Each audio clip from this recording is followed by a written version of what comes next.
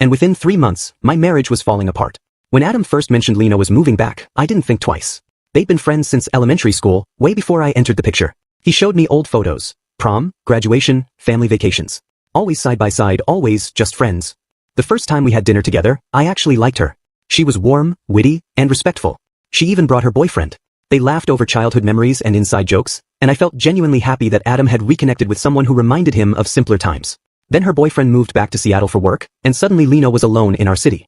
That's when the harmless coffee catch-ups began. Once a week turned into 2, then 3. I noticed Adam glued to his phone, chuckling at texts. One day, I caught a glimpse, over 200 unread messages from just that day. "We're just catching up on lost time," he said when I gently brought it up. "She's having a rough time with the long-distance thing." I believed him. Until I came home early one day. They were sitting on the couch, photo albums spread out, shoulders touching. His head rested briefly on hers as they laughed. They jumped apart the second I walked in. "It's not what you think," he said later. "We've always been physically comfortable.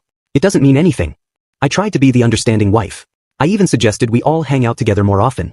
But somehow, plans always fell through. Meanwhile, their lunches turned into 3-hour marathons. Then came the final straw. I was planning our anniversary weekend when I checked our shared calendar, and saw he'd marked himself busy that Friday. No details. When I asked about it, he looked away. Then admitted Lena had invited him on a day trip to visit their old hometown. On our anniversary. "I didn't realize," he said, eyes avoiding mine. "I'll cancel." That night, I couldn't sleep. I did something I never thought I would. I checked his phone. Most of their texts were innocent. Until I saw hers. Sometimes I wonder how different things would be if I hadn't moved away. Sent at 1 a.m., 3 days earlier.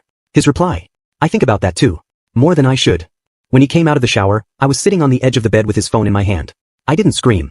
I just showed him the screen. "It's not an affair," he whispered, tears forming. "We haven't done anything.